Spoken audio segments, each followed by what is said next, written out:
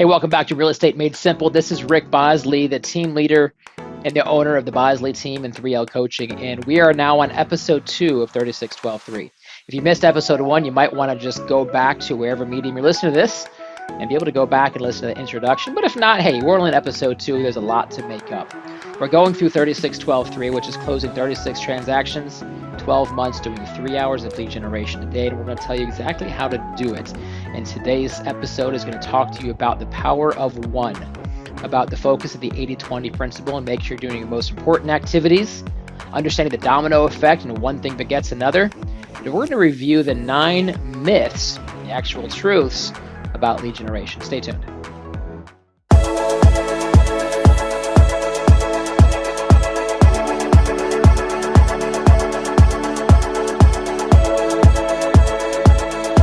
Hey, welcome back. So the power of one is taken from Gary Keller and Jay Papasan's book, The One Thing. And if you haven't read it, go ahead and take a listen to it. We put it in the show notes for a link, and it's on Amazon or wherever you want to find it. It's an amazing book, and this will help you whether you're in real estate or just you want to have a healthier you, build wealth, understand finances, get in touch with your spirituality. It's just focusing on smaller, more important things. So the power of one, can't say enough. They've also have a great podcast, The One Thing podcast. So take a listen to that, the power of one. As we think about the power of one, the skeptic in us thinks, what exactly is it? And we talk about 2 main things, and that's the principle of the greatest leverage. It's also known as the 80-20 principle, and the timeless truth that one thing begets another. So let's first review the 80-20 principle. And if you haven't heard this, it's also known as Vilfredo Pareto. And a couple centuries back, a research was done, and they realized that 20% of the company's earnings or wealth, 80% of the company's earnings or wealth was owned by 20% of the population, or 20% of the products generated 80% of the revenue. Think about these companies like Apple. Think about these companies, whether it's sports or anything else, and they can look at a few products that generate that mass amount of revenue. In fact, when Steve Jobs was CEO of Apple, one thing he did was he trimmed out almost everything in the products, and he said, what are our highest performers? Let's go focus there, which is why Apple is leading the way with it. So we take a listen of the 80-20 principle. And how does this apply to you? Well, if you spend 50 hours a week working, then it would argue to say that 10 hours of your job actually creates 80% of your results. And the other 40 hours of your job, they don't matter as much. So the question is, how do you know which of those 10 hours are the most important? Well, we're here at a lead generation and lead follow-up class. I'd venture to say it's going to be the things that create the most amount of conversations with your future customers. It's going to be your lead generation and those habits around it. So I want you to realize that 20% of your activities do result in 80% of your results. And there's a class called Bold, and I'm going to reference it a lot throughout this series. And one thing they say is don't mistake movement for achievement. Don't mistake movement for achievement, which means although you were busy, you might not have been very productive. So we're going to ask you to measure your key performance indicators. Measure how many conversations, how many nurtures did you find? How many appointments have you set? How many appointments are you holding? These are your leading measures that are going to lead to your greatest amount of results. If you're spending time doing things that are not allowing you to have real estate conversations, and they're not allowing you to go on or set appointments, I'd venture to say you're spending too much time in your 80%. So there's the principle of the greatest leverage, understanding your 80-20, and what is your 20% or your big rocks. Now, the next thing is one thing begets another. As we think about this, once you master one thing, it becomes easier to master the next. Once you have a good habit in place, the next habit is actually easier. And this can work inversely as well. One thing begets another could work in the opposite direction. We've heard of gateway drugs, right? Or it's a slippery slope, right? Oh, don't do that. It's a slippery slope. Or it's because one bad habit rolls into another bad habit. One drink leads to multiple drinks. Or if I wake up and go to the gym, I'm more likely to also have a healthy breakfast. One thing begets another. So how does this apply to you in real estate? Or how does it apply to you in your business? Oftentimes, it's going to be if you wake up to own the day, that's a great step in the right direction. You're probably going to then purposely plan your day. You're not going to be rushed. You're going to be in a better mood. You're not going to come in late to a meeting and all of a sudden have to rush that out. So just waking up early And The Morning Miracle is a great book to learn about that. But waking up early gets your mindset right, gets you structured. One thing begets another. When I coach agents and they know that they're not having enough real estate phone calls or prospecting or lead generation, I kind of take the philosophy of couch to 5K, right? We're not looking to make you run a marathon right off the bat, but let's just take that first step. What if you could just make your first phone call by 9 o'clock? If it's your last phone call as well, but if you make your first one by 9 o'clock, I consider that a win. And that's when we're focused on progress over perfection. So you make your first phone call by 9 o'clock. One thing begets another. There's a good chance since you're in momentum mode, you're going to keep making phone calls. You can just see those good habits coming through there. It's the law of momentum. And you can apply that force, and all of a sudden, law of momentum says as you do it and you build momentum, it becomes easier and easier and easier to do. The other thing that this is doing for you, not only is it making it easier for you to make your next phone call, you're building a habit. You're building a habit that you're going to do it tomorrow and the next day and the next day. One of the tools they offer us, and the one thing is the 66-day challenge. And you can find it on the resources at onething.com, or just go get a calendar and say, what's the habit that I know is that first thing that's going to be the easiest? And all it takes is effort, it takes a little no skill. And let's go start with that. Let's go do that 66 days in a row. And then let's go create that thing into a habit. Now we say 66 for you, it might be 21 or it might be 121, who knows? As we think about this, it's commonly, we can think about it in bowling, right? As long as you hit that perfect spot of those pins, you don't have to hit all 10 pins, the rest will do the work. Or dominoes, you click over one domino and the rest is going to do the work through that energy, and it becomes easier and easier to do it. So there's the power of one, and that's one thing begets another. You just have to make sure that you are doing the most important one thing that will create dividends and give you the rest of the ripple effect, the compound effect. So here's a question we ask: what's under the hood? When you look at people you aspire to be, your agents or entrepreneurs or your competitors, and you're like, man, how do they do it? How do they create that business or that lifestyle, that discipline, or have that body, or whatever, or build that wealth? What is it about that real estate agent, that loan officer, that inspector that keeps them running over and over again? Here's the answer. It's lead generation. Now, lead generation, I'm going to just inverse that for you. Generate a lead. Now, what's lead? It's someone who's thinking about doing business and they consider you. That's a lead. You have a conversation with someone who's thinking about doing business and they would consider you. And then it's your job to convert and cultivate them over time. So that's the answer, is we've got to do that over and over again. If we think about the power of one goal is going to be your transactions. We are in the for-profit business. Now, when I hear people say, I don't do this for the money, I'm going, well, are you sure? I think we do this for the money. Now, I'm glad you love what you do, and you don't do it only for the money, and you never jeopardize your morals or your family or your character for the money. So it's not the end-all, be-all. I believe success does have conditions, at least for me. As a husband and father, I believe success is conditional, and it's not going to be to jeopardize the other more important things in my life. But at the end of the day, yeah, I show up to make money. And so our one goal is going to be our transactions. Our one discipline around that goal is lead generation every day. If we're talking about this series, it's 3 hours every day, and that becomes your habit. So your discipline is lead generation. Your habit is going to be that you're going to start it in the morning, you're going to do it for 3 hours. Now we get a big argue of going, why do I have to be in the morning? My clients have a higher pickup rate in the afternoon. You know what? That might be true, but I know history tells us that if you can take care of the most important things early on, it's the less amount of distractions, interruptions, illness, hijackings your day is going to have. You're more likely to take care of that one thing that'll have the biggest ripple effect. Now, what's the deciding factor in becoming the best? Is it talent? Is it intelligence? Is it motivation? Is it your personality? No, that's not the deciding factor. Those are all, they help, right? You might have an edge. You might have a higher conversion rate, especially your network. Here's what the deciding factor is. It's your effort. Time on task over time. I think about, I was overall a pretty athletic kid growing up, and I just took for granted my ability to, whether it was baseball or basketball or football, I was able to just kind of hang. And I always, even growing up, I said, I'm never the first pick, I'm never the last. I could always just be in that middle. Well, over time, I didn't put in the discipline. And I was a starting running back, and then I lost my job, then I'm a fullback, and then all of a sudden I'm second string, and then I didn't make the team. Yes, I stopped growing, so I can make all sorts of excuses, but really what happened is I didn't put in the work.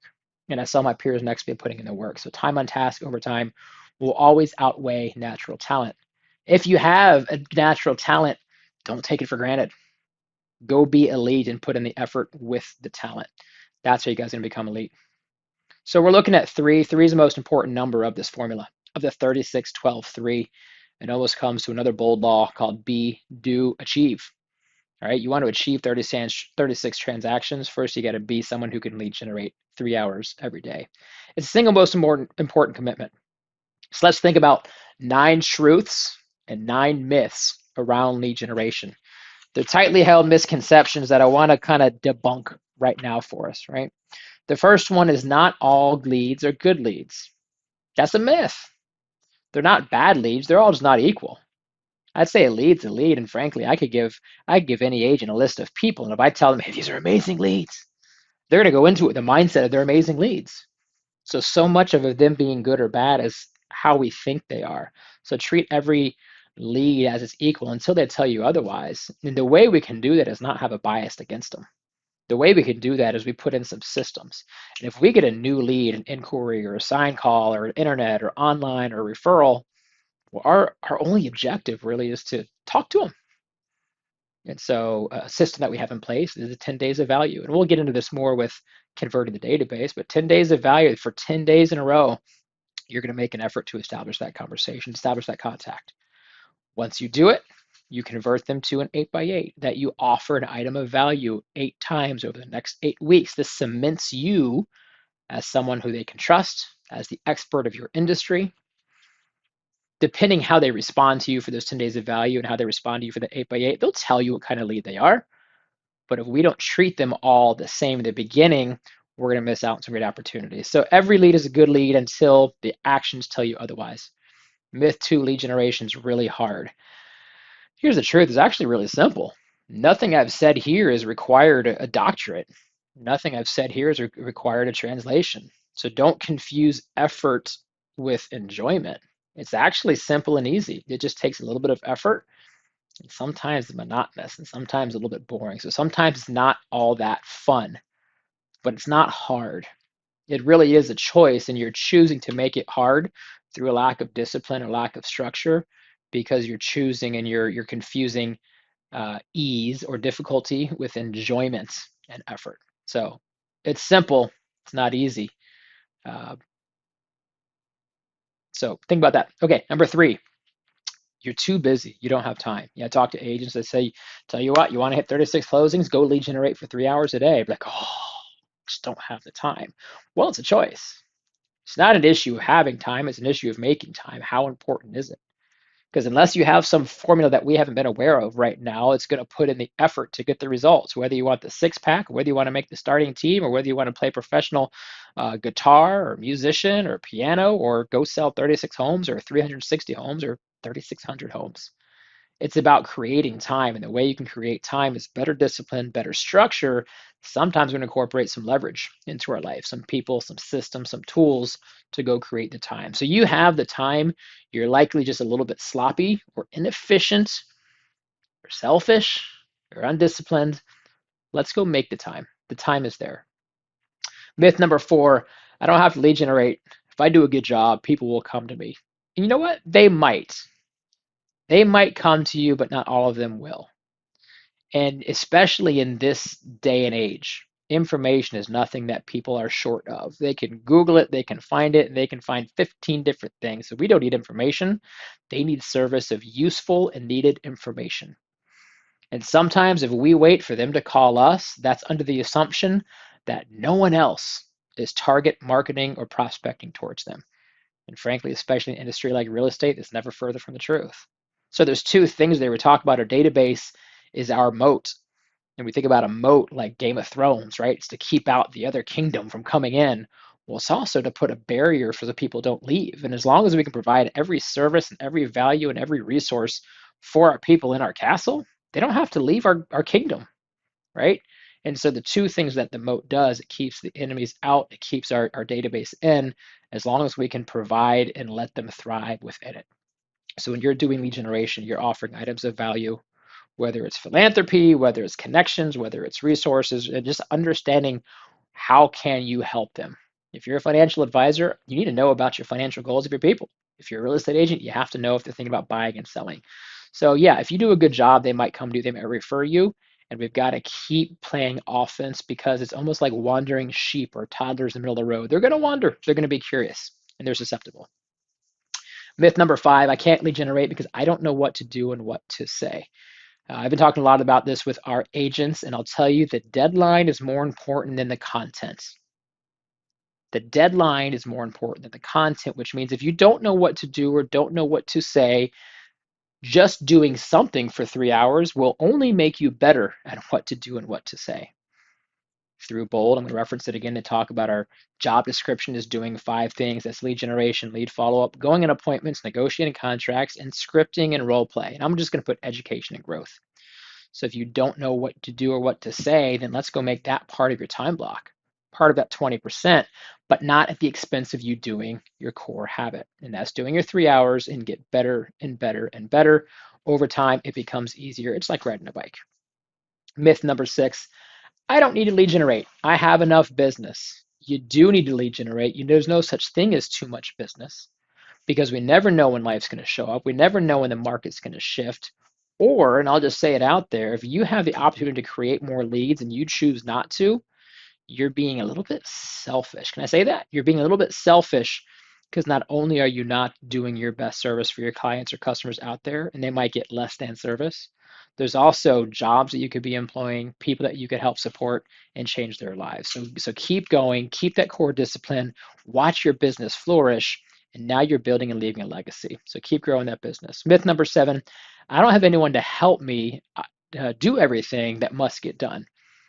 And that's kind of like the chicken or the egg, isn't it? It's the cart or the horse. If when you have enough kind of leads to get you closings, then we can actually have choices and we can create some help and support. So if you don't want to do paperwork anymore, hire someone else to do your paperwork. If you don't want to show homes, hire someone else to show homes.